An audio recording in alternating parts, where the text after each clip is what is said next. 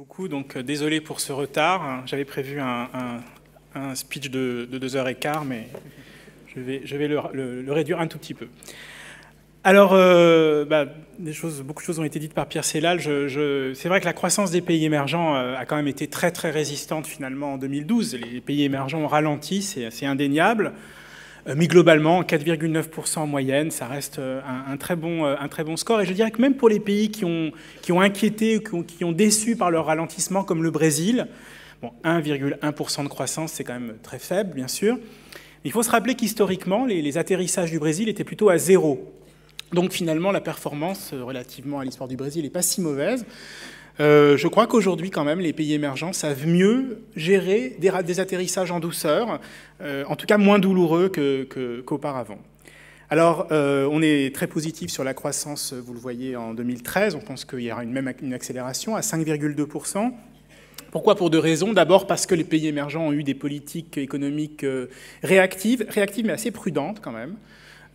Donc ça, on en recueillera les fruits en 2013. Et puis deuxièmement, parce qu'il y a un élément qui, je dirais, hors cycle, tient à la croissance des pays émergents, c'est évidemment l'expansion des revenus des classes moyennes, qui est vraiment un élément de la croissance absolument fondamental et remarquable. Alors, on a l'impression que c'est plus la peine de faire de speech sur les risques pays émergents, si quand même, heureusement, il y a encore des risques, et c'est un petit peu l'objet de mon exposé, c'est de vous montrer toutes les vulnérabilités qui demeurent au-delà de cette résistance de l'activité. Alors d'abord, évidemment, la première question qu'on se pose quand on parle de pays émergents, c'est la question de la vulnérabilité externe. Alors, dans ce graphe, vous voyez, j'ai mis en relation le taux de croissance et le taux d'ouverture, exportation sur PIB, pour deux zones, l'Asie émergente et l'Europe centrale. Voilà, c'est assez clair, en fait, il y a bien une corrélation négative entre les deux, c'est-à-dire qu'en gros, plus vous êtes ouvert en ce moment, en tout cas, plus c'est compliqué d'avoir de la croissance, à cause évidemment, notamment de la contraction en zone euro qui reste un partenaire majeur. Alors il y a deux pays qu'on a entourés en rouge qui s'en sortent remarquablement, c'est l'Indonésie et les Philippines. Ce sont des pays qui ne sont pas très ouverts et qui ont une croissance extraordinairement résistante. Là, vous avez les chiffres pour 2012, mais au-delà de 2012, je veux dire, depuis la crise de 2008, ces deux pays affichent une croissance incroyable, extrêmement résistante. Alors, donc ça, c'est positif. Et deux autres pays de l'ASEAN, d'ailleurs, qui sont intéressants, c'est la Thaïlande et la Malaisie. Deux pays qui sont très ouverts, mais qui ont quand même une croissance forte. Et bien, la différence, c'est la politique économique. Ce sont des pays qui n'hésitent pas à conduire des politiques contracycliques et donc à absorber les chocs qui viennent de l'extérieur par des politiques très, très offensives.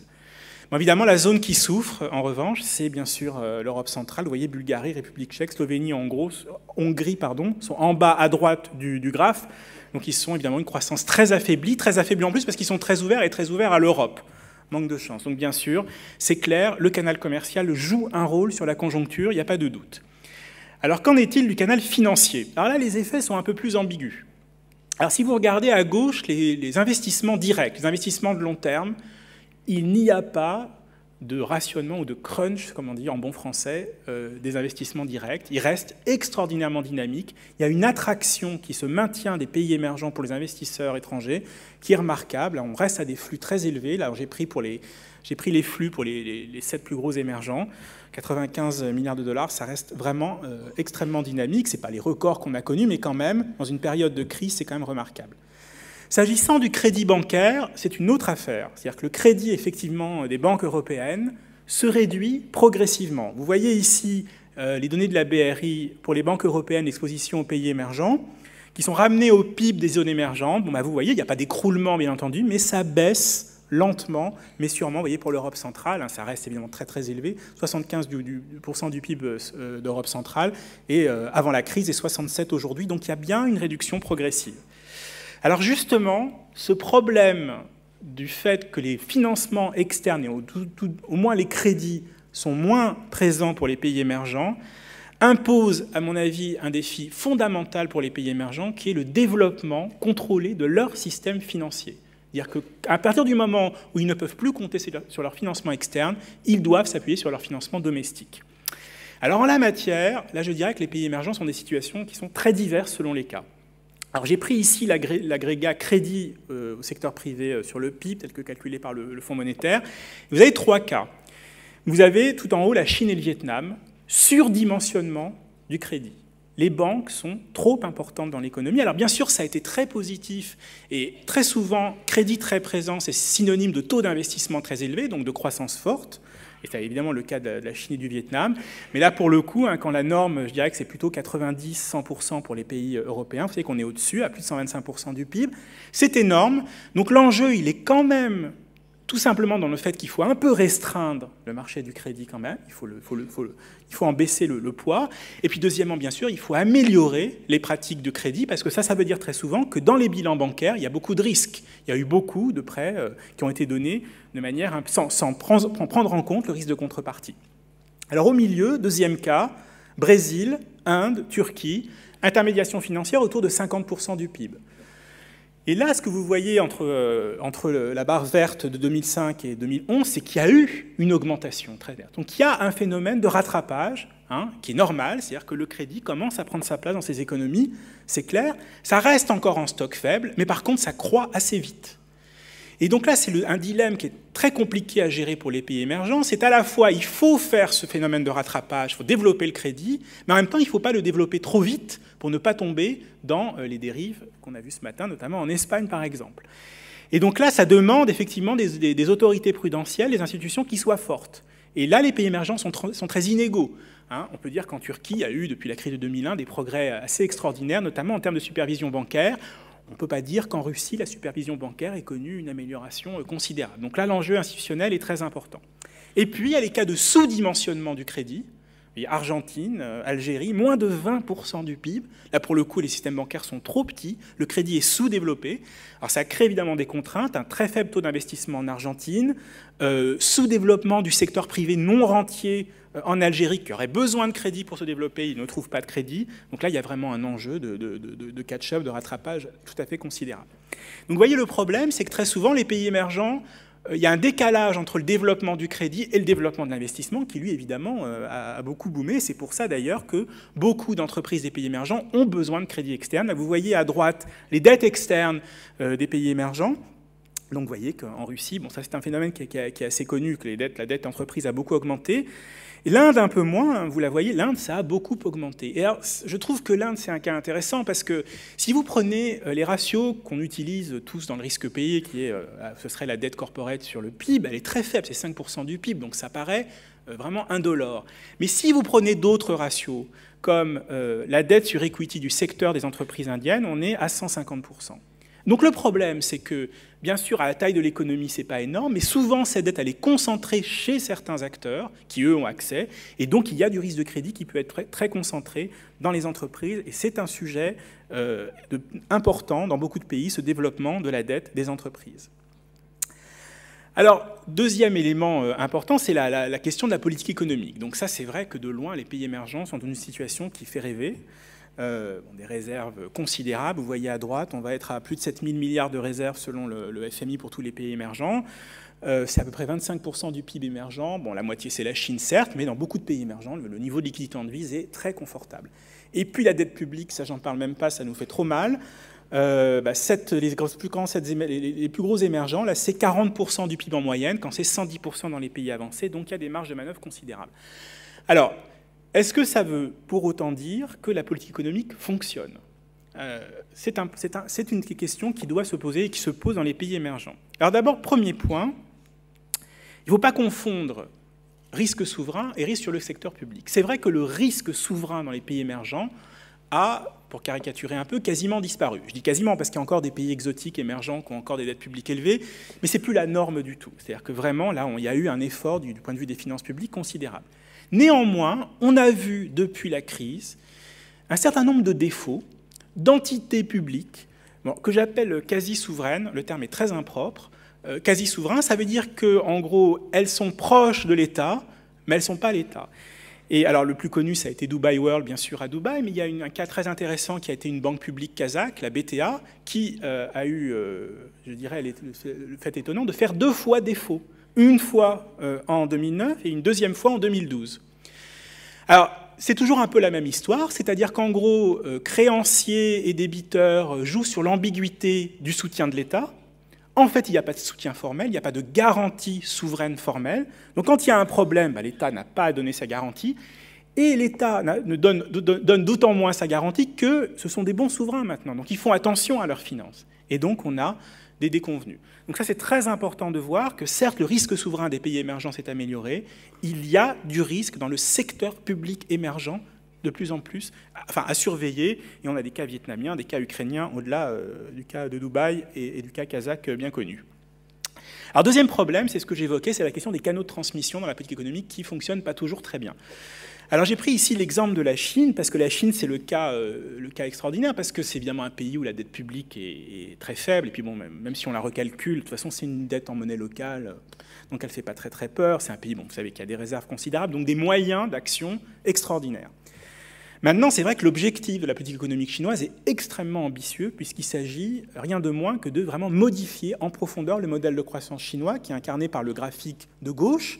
Donc c'est, vous voyez, consommation et investissement dans le PIB. L'investissement, c'est gigantesque, c'est plus de 45% du PIB. Je crois que c'est un record mondial.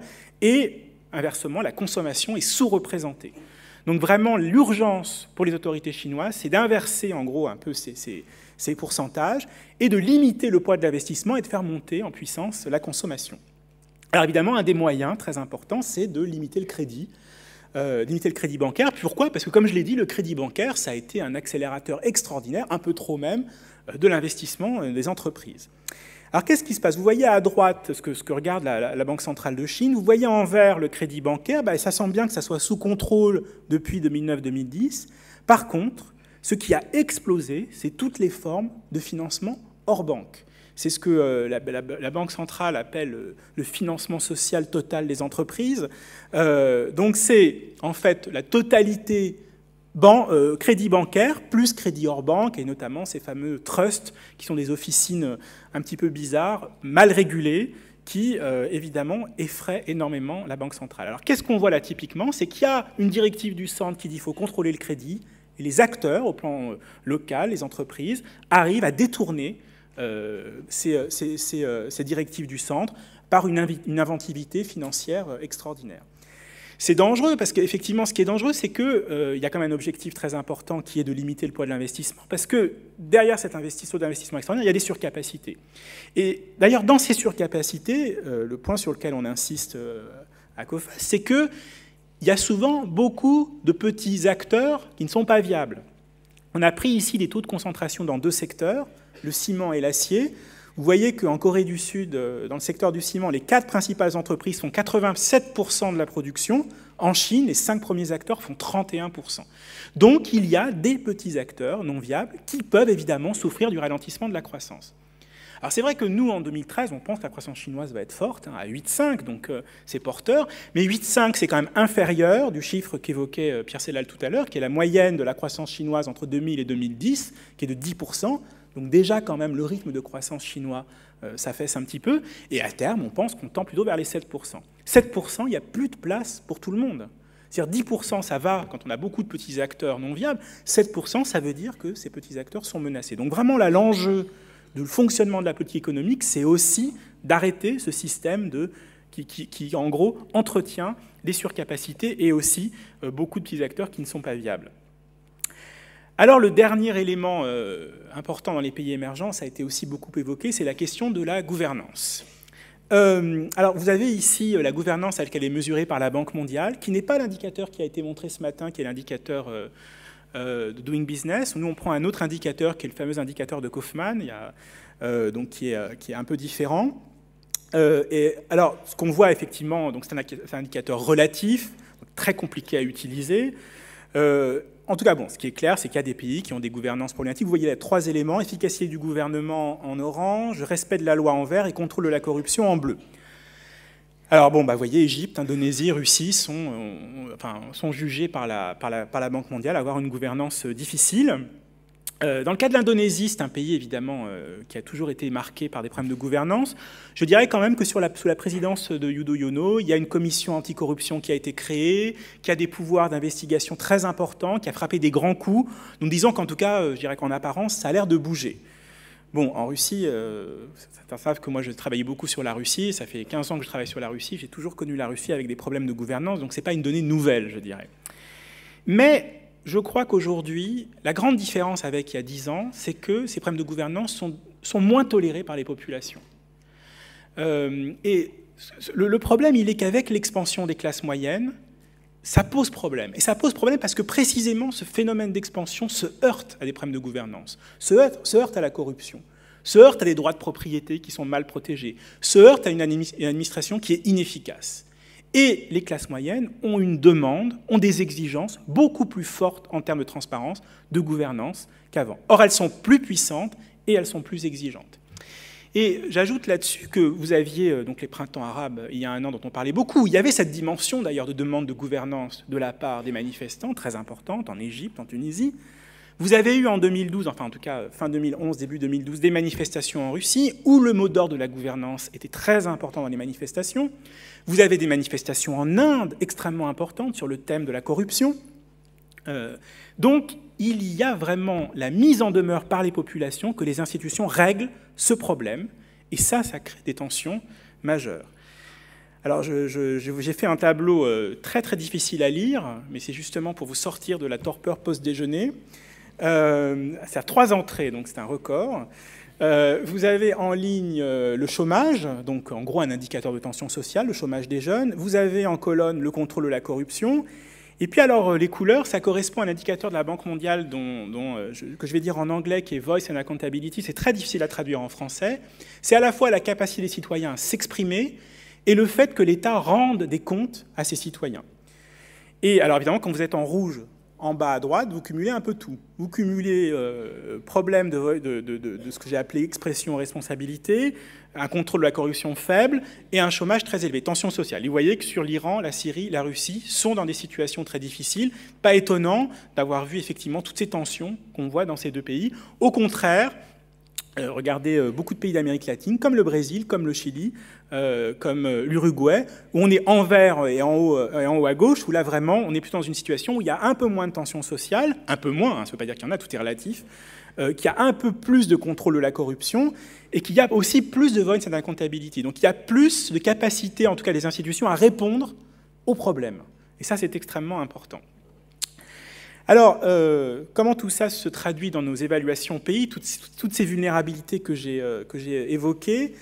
Alors, quand on regarde l'Europe émergente, évidemment, la question de la vulnérabilité externe joue de manière négative.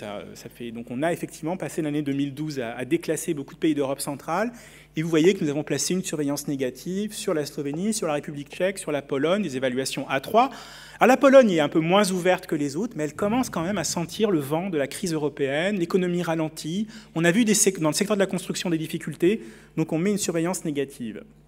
A contrario, dans les pays de l'ASEAN, le fait qu'il y ait moins de vulnérabilité externe joue très positivement sur le risque. Et donc on annonce le reclassement en A4 de l'Indonésie, qui est vraiment aujourd'hui le pays émergent qui émerge, là pour le coup, et les Philippines, une surveillance positive sur l'évaluation pays B des Philippines.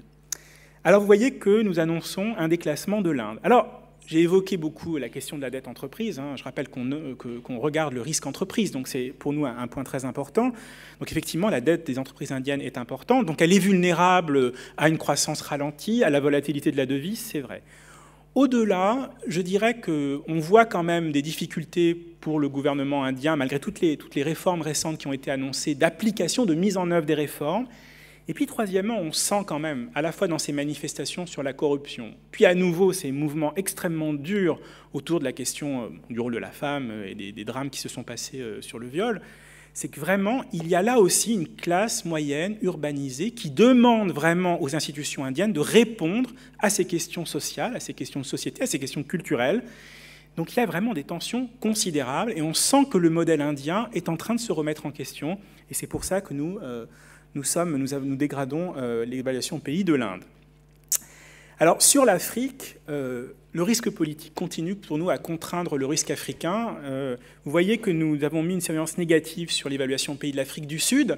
Donc, c'est un pays dont la croissance est effectivement moins élevée en moyenne que les pays émergents. Mais je dirais aussi qu'il y a un problème qui ressemble à beaucoup de ce qui se passe dans les pays émergents, mais avec les problèmes spécifiquement sud-africains. C'est-à-dire qu'il y a une attente post-apartheid gigantesque sur les questions sociales en Afrique du Sud. Et aujourd'hui, je dirais que cette attente devient très tendue. Et on a vu effectivement ces grèves extrêmement violentes des mines cette année. Et chômage des jeunes extrêmement élevé, inégalités fortes qui ne se réduisent pas. C'est-à-dire que la question, les tensions sociales et les problèmes sociaux ne se réduisent pas, et le gouvernement de l'ANC n'arrive pas en ce moment à répondre à ces questions, et depuis très longtemps.